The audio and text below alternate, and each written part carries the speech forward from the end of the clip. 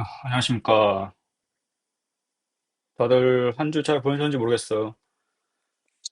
이번 주, 저번 금요일부터 변동성이 너무 심해가지고 갈린 분들이 상당히 많을 텐데, 이제 저도 조금 이번에, 수익이 많이 마이너스 되는, 물론 아직까지 총합으로는 거의 한 전체 시드 2배 이상 벌고 있지만은 수익률이 많이 내려갔어요, 저도. 근데 진짜로 내가 웬만하면은 좋은 말로 이제 트럼프 정책이나 이런 거 해석하고 싶은데 당하니까 슬슬 나도 욕이 나오네. 그동안 내가 그냥 잘 잡아가지고 욕이 안 나왔던 거구나. 아무튼 코인 하시는 분들 트럼프 욕하는 거 이제 다 이해합니다. 안 보고 나발이고 씨발 아니 안 보고 나발이고 좀 양심적으로 뭔가 해야지. 아무튼 그런 혼란한 상황 가운데 이제 JP 모건이 0.5 천만 달러, 그러니까 500만 달러의 자금 투입을 발표를 했어요. 발표한 영역이 거의 다 제가 강조했던 영역들이라 가지고 그거에 대한 의의나 한번 짚어보고 종목 몇 개 보고 그렇게 마무리하려고 합니다. 뭐 항상 말하지만 제가 특정 종목이나 섹터에 대한 매수 매도 추천하는 게 아니니까 그냥 한번 이런 배경만 파악하고 넘어가도록 했으면 좋겠어요.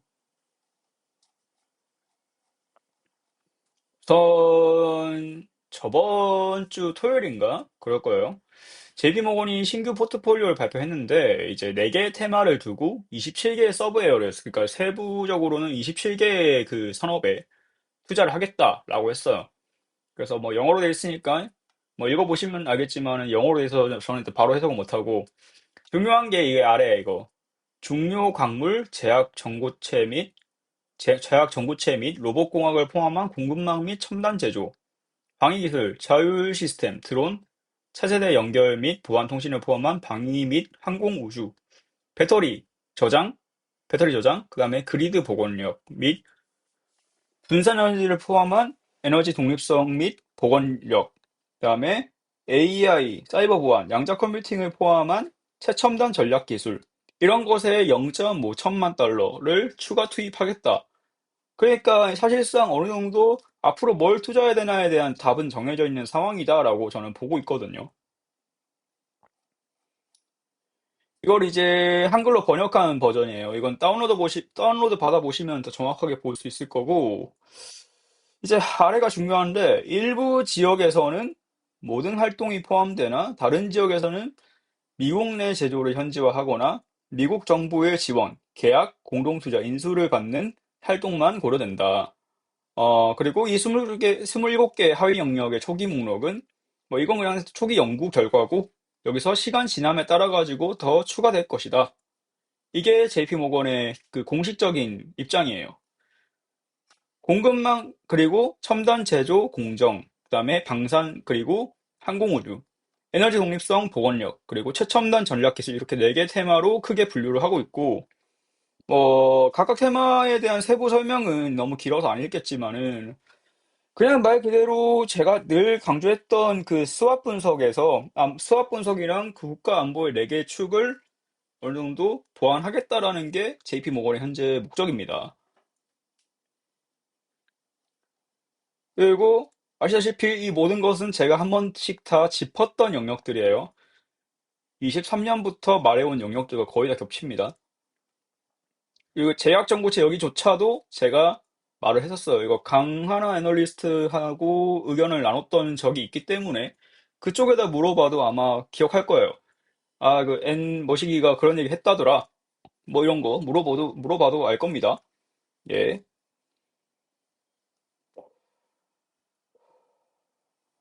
오늘 되게 피곤하네요, 오늘.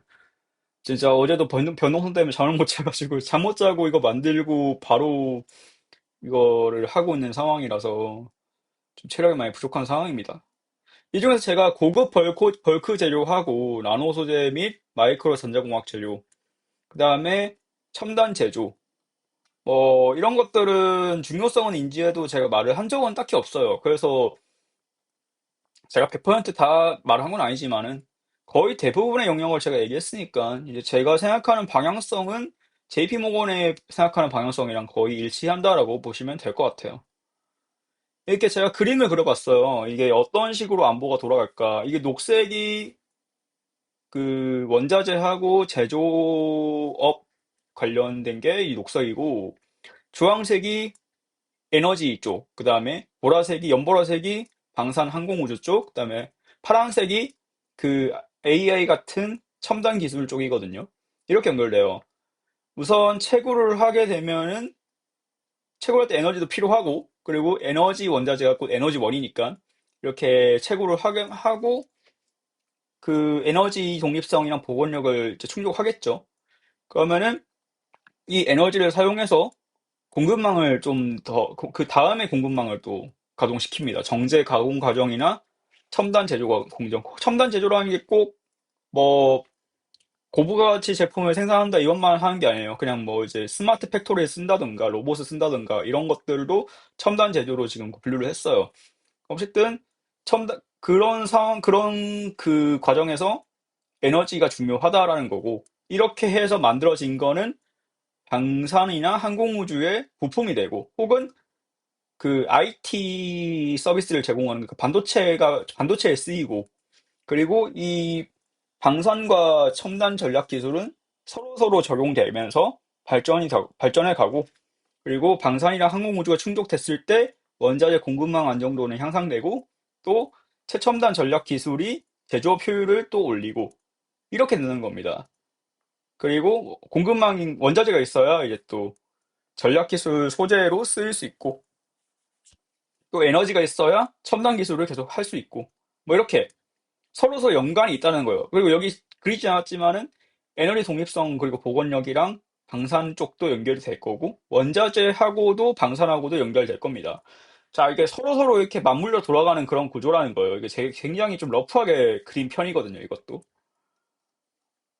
그리고 제가 지난주 콘텐츠에서 얘기했듯이 4대 안보 축에 의해 돌아간다. 화폐, 자원, 기술, 그리고 국방력 이게 서로서로 상보적으로 돌아가는데 제가 말씀드렸지 않습니까? 저번에 우리가 히토를 중요시 봐야 되는 거는 히토르 영역에 한정해서는 이렇게 상보적 관계가 아니라 일방적으로 중국에 돈을 주는 관계가 돼버렸기 때문에 히토르가 중요하다라고 말씀을 드렸어요. 근데 그 그렇기 때문에 히토르 쪽에 있어서는 기술, 화폐, 국방이 전부 다 이제 중국이 한번 흔들면 딱 무너지는 구조인데 반대로 미국이 히토르를 충족을 했다 하면은 이게 또 다시 상보적으로 작동하면서 다른 안보들이 자연스럽게 충족이 되는 것을 알 수 있겠죠. 예, 어쨌든 JP 모건은 자금 조달이라는 화폐 안보를 산업에서의 화폐 안보 역할을 담당하면서 이렇게 공급망과 에너지 같은 자원 안보, 그 다음에 제조 기술이라든가 제조 기술이라든가 첨단 정보 기술 같은 기술 안보, 그 다음에 어, 방산 기술 같은 군사 안보 이런 것들을 충족하겠다. 이걸 투자를 통해서 각각의 안보측을 가동시키는 일을 하겠다라는 것을 말을 한 겁니다. JP 모건이. 제가 말했던 것들과 거의 일치해요. 실제로. 그리고 JP 모건이 2025년 5월 21일에 지정학 리서치 센터를 설립했어요.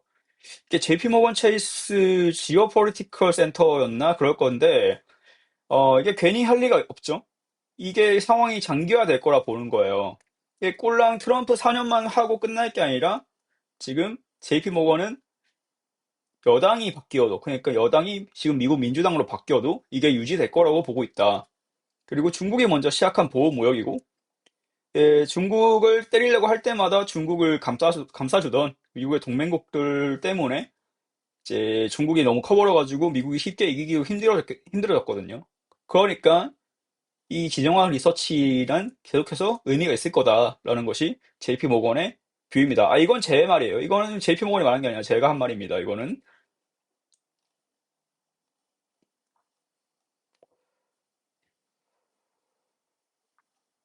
각 섹터별로 안보에서 의의를 좀 살펴보면은 우선 공급망하고 첨단 제조 공정은 미국이 역시 고도화 역량은 여전히 보유 중이에요.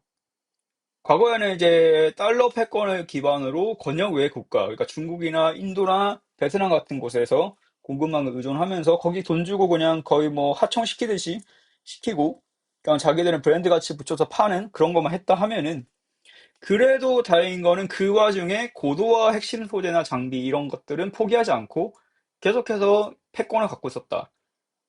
그래서 실제로 읽어보시면 여기서 제일 문제되는 것들은 사실 그 단가 경쟁력 문제하고 환경 인허가 문제거든요. 근데 환경 인허가 문제나 이제 검증 단계 간소화는 미국의 국회나 정부가 이제 해결할 일이고, 그리고 현재 정부는 실질적으로 환경 인허가나 검증 단계 간소화를 굉장히 잘해주는 그런 정부예요.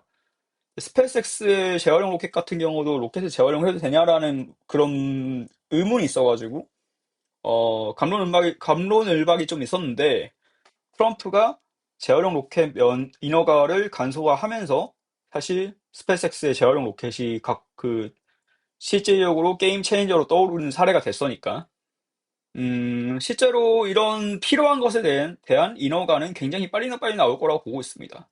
그래서 현재 핵심 키워드는 인허가 이런 걸 다 쌩까도 되고 병목 현상이랑 가격 경쟁력이에요.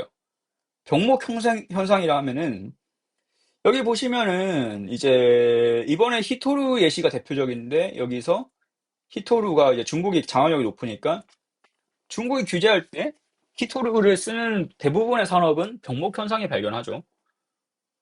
그리고 그렇게 히토루를 외부로 나가는 미국으로 가는 걸 통제하면서 중국은 자기들이 히토루를 사용하는 사업을 계속 할 거기 때문에 기술 격차는 좁혀지거나 더 심화되는 그런 일이 발생할 겁니다.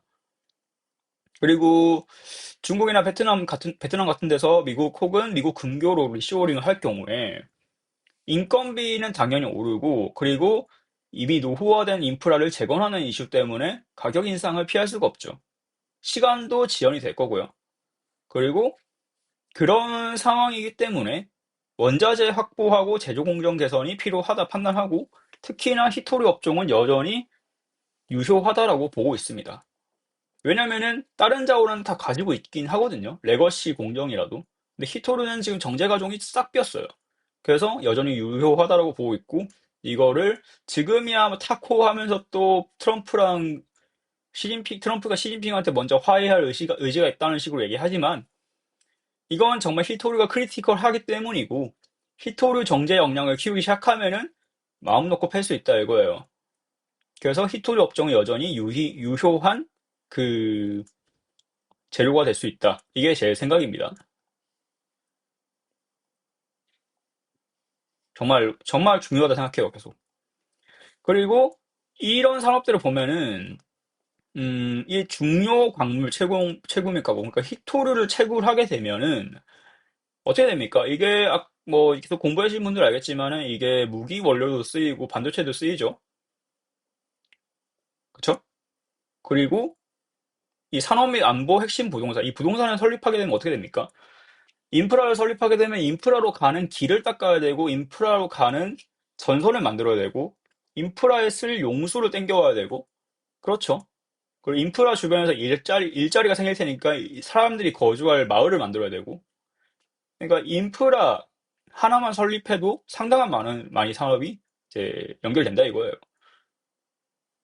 자율 이동 로봇 이런 쪽도 드론은 요즘 보시면 아시겠지만 드론이 그냥 단순히 날아다니는 게 아니라 전력원을 뭐 쓰느냐, 그리고 뭐 히토류가 또 뭐 들어가냐, 소프트웨어가 뭐가 들어가냐 등등 다양한 산업이 연결되죠. 그러니까 뭐 다른 산업 간의 연결과 그리고 시너지를 계속 주목을 해야 됩니다.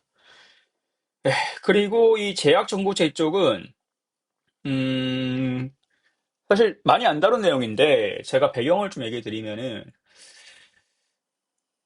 2020년인가 2021년인가 조사한 바에 따르면은 세계 4대, 그 그 의약품도 결국 제조업이다 보니까 원료를 조합해서 완제품을 만드는데 이 원료를 API라고 부르고 이 원료를 완제품 만들면 완제 의약품이라 불러요. 근데 이 원료 의약품의 4대 시장이 4대 생산지가 인도, 그 다음에 일본, 그 다음에 프랑스, 그리고 중국이거든요.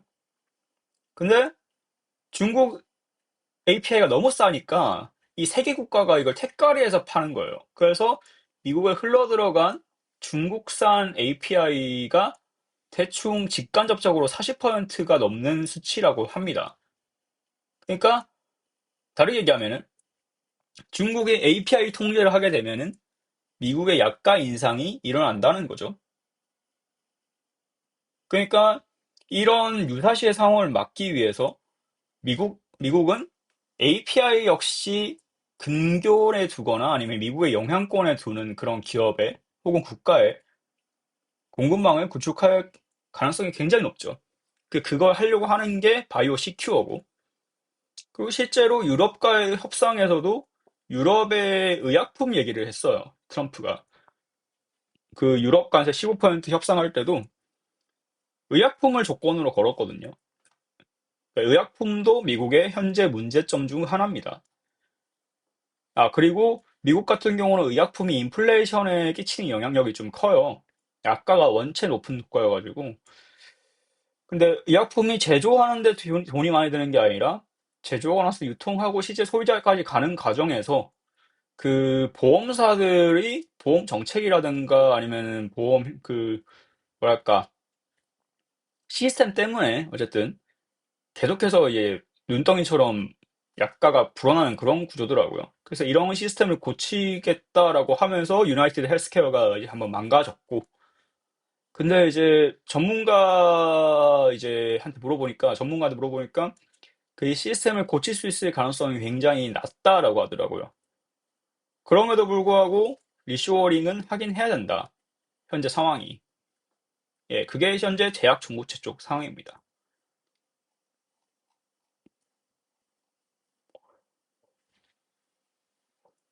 방산과 항공우주 쪽은 너무 많이 얘기해서 별로 얘기할 게 없는데, 뭐 우주가 새로운 공간이자 영토임을 항상 인식해야 되고, 그 옛날과 다르게 드론으로 좀 비싼 걸 부수는 시대니까 이제 싼 드론을 많이 만들어야 된다. 뭐 이게 중요하고요. 뭐 이건 좀 알아둬야 될 그런 개념이에요. C4 ISR 체계. 커맨드, 컨트롤, 커뮤니케이션, 컴퓨터, 인텔리전스. 이 다음부터 영어가 길어서 못 읽겠음. 어쨌든 뭐 이런 지휘, 통제, 통신, 컴퓨터, 정보, 정찰, 감시, 이거를 C4 ISR 체계라 하는데, 이게 이제 이번에 러시아 우크라이나 전쟁에서 그리고 이란 폭격에서 증명이 됐죠.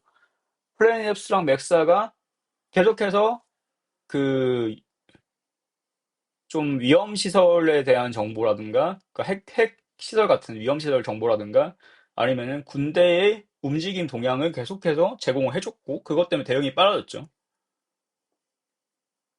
그리고 뉴스에 잘 안 나오지만은 이제 미국이랑 중국의 달 탐사 경쟁이 굉장히 격하게 이루어지고 있는데, 음, 이 달 탐사가 생각보다 중국이 기술력이 많이 올라왔어요. 그러니까 유사시에 스푸트니크 쇼크 시즌 2가 열릴 수 있는 상황이에요. 그리고 다른 것보다 미국이라든가 유럽은 이제 항상 신기술에 대한 적용을 시도할 때 뭔가 절차를 거치고 승인을 받고 조심조심 하는 반면, 중국이나 러시아 같은 곳은 그냥 빠르게 해버리죠. 그러니까 역량은 현재 뒤떨어지지만 역량을 추적해오는 속도가 굉장히 빠른 그런 상황입니다.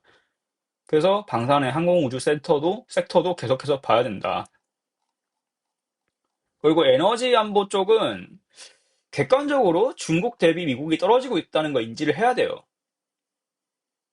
그러니까 왜냐하면 에너지를 만드는 데는 원자재가 필요하고, 또 에너지를 효율적으로 쓰는 데도 원자재가 필요한데, 이런 원자재 시장을 그동안 미국은 달러를 주고 해결했다면, 이제는 중국은 그거를 다 인수해서 법적 권리를 가져버렸거든요. 그래서 중국의 자금력이 굉장히 높아요.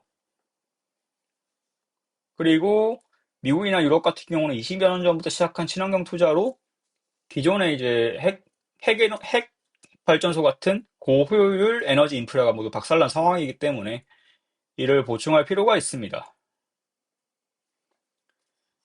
지금은 이제 이런 위에서 말한 대로 이런 것들에 대한 역효과가 강하게 나타나고 있는 상황이고, 원자력 발전이 효율적이긴 한데 객관적으로 단기간에 건설 불가하죠.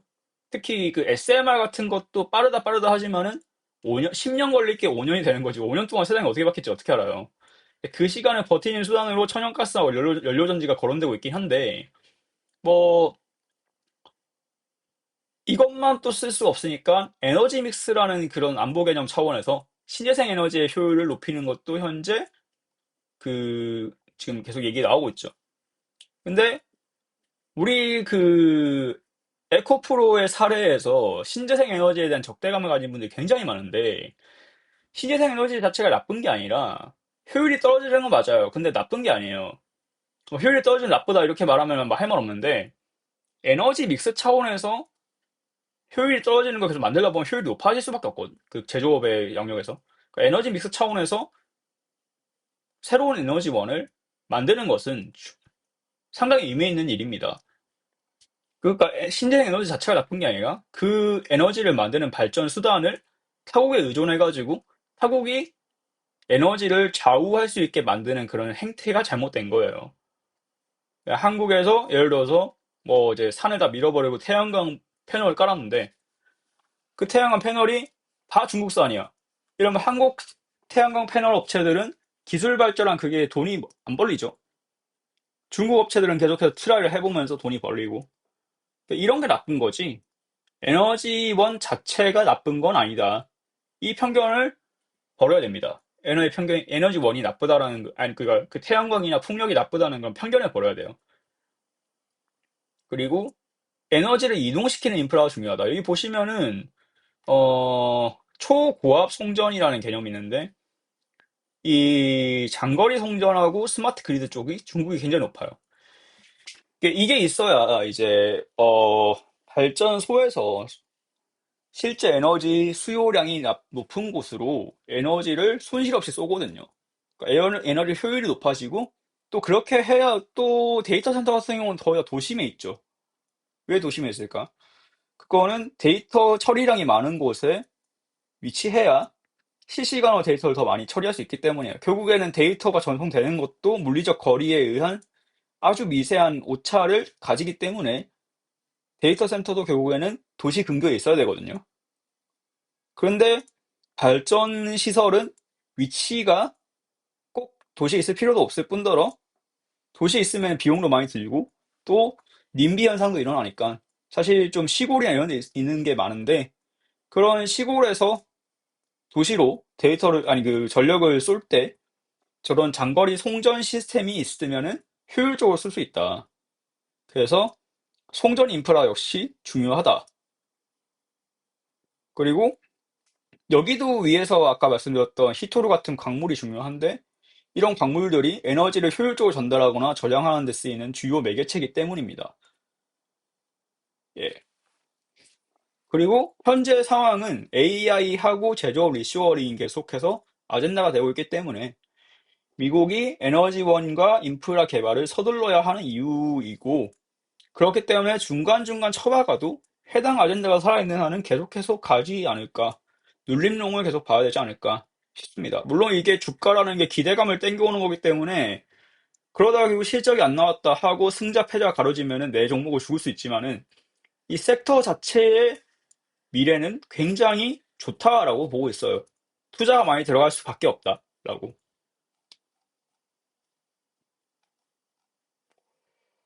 그다음에 여기는 최첨단 전략 기술 섹터인데 뭐 양자 컴퓨팅이나 AI나 엣지 컴퓨팅 이런 것들은 한국에서 반도체들 많이 아니까 나보다 더 잘할 거예요 오히려.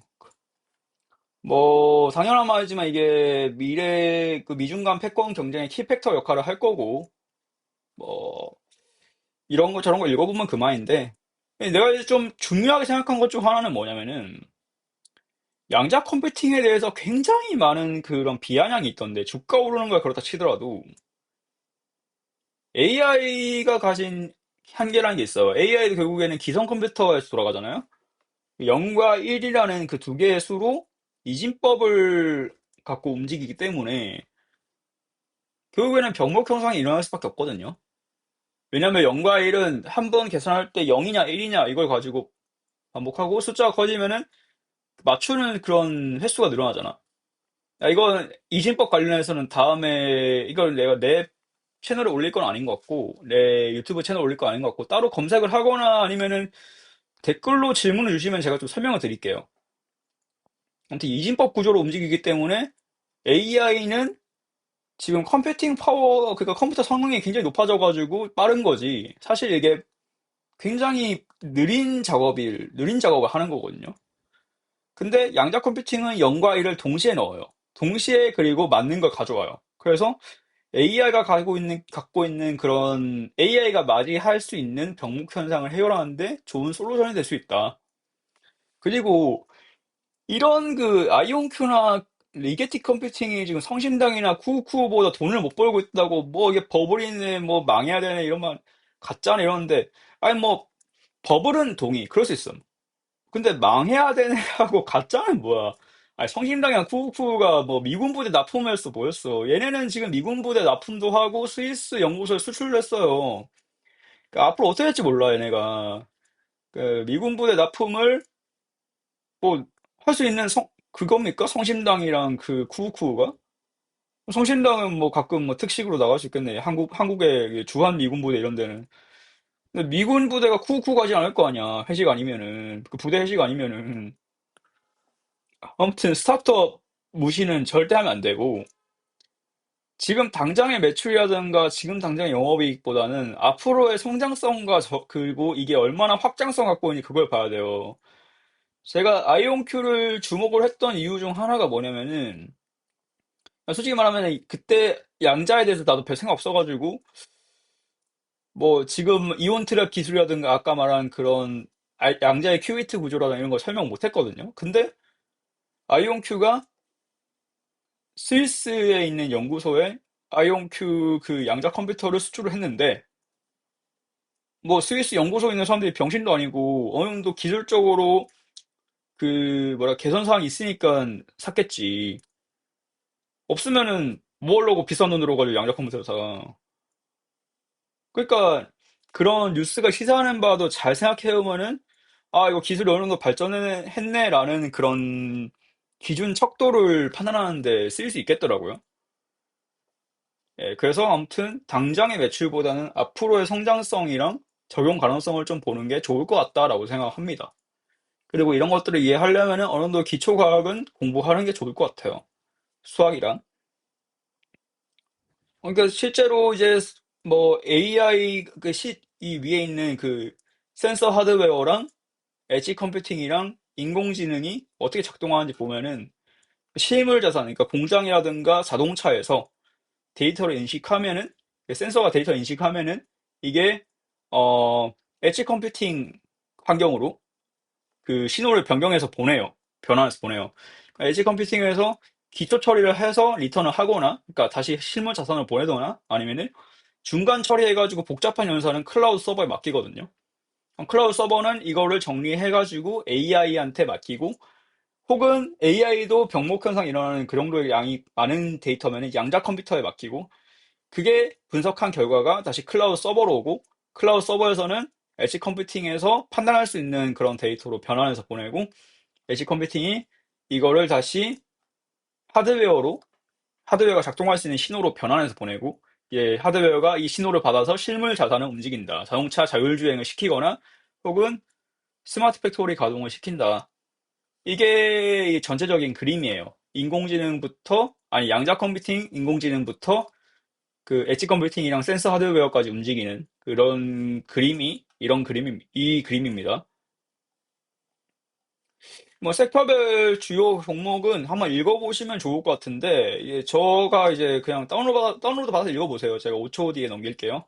웬만하면은 자금 투입할 때 베타 값이 높고, 나름 저력이 있는 미드캡 위주로 선정했는데, 솔직히 말하면 귀찮아가지고 GPT 시켰습니다.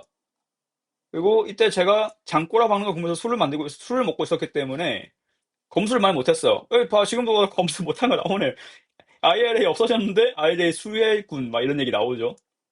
그러니까 맞는 것도 있고 틀린 것도 있을 거예요. 그러니까 그 종목은 각자 한번 찾아서 주시면 좋을 것 같고 저한테도 공유 주시면 고마울 것 같아요.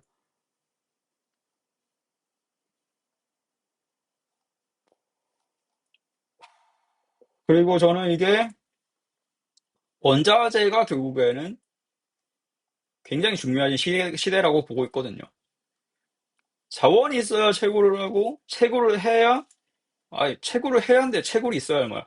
채굴을 해야 소재를 만들고, 소재를 만들어야 부품을 만들고, 부품을 만들어야 완제품 만들고, 완제품을 사가지 않겠습니까, 소비자가? 그러니까 원자재가 없으면은 못 만들어요, 아무것도. 대체재를 만들려고 할 때 대체재 만드는데 돈이 들어요. 그 돈은 물건을 팔아야 돈이 벌리죠. 그러니까 원자재는 R&D 하는 과정에서도 계속 중요한 그게 됩니다. 근데 원자재 하면 떠오르는 시절이 19세기의 제국주의 시대인데, 과거 제국주의 시대가 무력 기반의 쟁탈전이었으면은, 지금은 제국주의가 재개된다 하더라도 무력으로 뭔가 공격하거나 그런 거 없을 것 같고, 정보전, 첩보전, 정치전, 경제전이 될 것 같아요. 복합적으로 혼합된 상태로 제국주의 시대를 맞이하게 될 것 같거든요. 월가는 지금 세계 최고 수준 엘리트들이 모여 있죠. 그리고 뭐 이미지상으로 안 할 것 같지만은 모를 일인 스웨덴 발렌베리 가본 이런 데는 상속 조건이 굉장히 까다로운데 그 까다로운 조건 중 하나가 해군에 복무를 할 것, 그리고 금융적인 결과가 있을 거예요. 해군에 복무를 한다는 거는 무역에 대한 이해도가 높아야 된다라는 걸 시사하는 거거든요. 결국에는. 그리고 미국이 지정학 정보를 위성 기반 감시책으로 대부분 장악을 했죠. 그리고 러시아는 공작질로 니제르 쿠데타를 만들어서 프랑스가 우라늄 수급을 하기 힘들게 만들었어요. 그리고 중국은 여러 가지 자원 부국, 그리고 자원의 부국이자 빈국인 국가들한테 미국의 대체제로서 다가가서 자원을 뺏어오는 그런 일을 해냈죠. 대표적인 게 캄보디아입니다. 이런 것들이 과연 남아있는 자원 부국, 그리고 경제적인 빈국을 냅둘까? 이 지역을 냅둘까? 그런 거예요. 이 지역을 냅둘까 과연 아프리카를. 제가 볼 때 세계 각국의 패권 확립을 위한 자원 쟁탈전은 이제 시작이고 매우 은밀하고 치밀하게 진행될 것 같아요. 그래서 JP 모건도 이렇게 국가 안보 관련된 투자 포트폴리오를 선정한 게 아닌가 싶습니다. 아직까지 구체적으로 어디 투자하겠다라는 그런 종목은 나오지 않았기 때문에 일단 피상적으로 짚어보고 종목 몇 개 그냥 예시만 들어놨지만은 아마 이를 관련돼서 어디 투자하겠다라는 뉴스가 나오기 시작하면 포트폴리오 업데이트 하면서 따라가도 괜찮지 않을까 싶어요.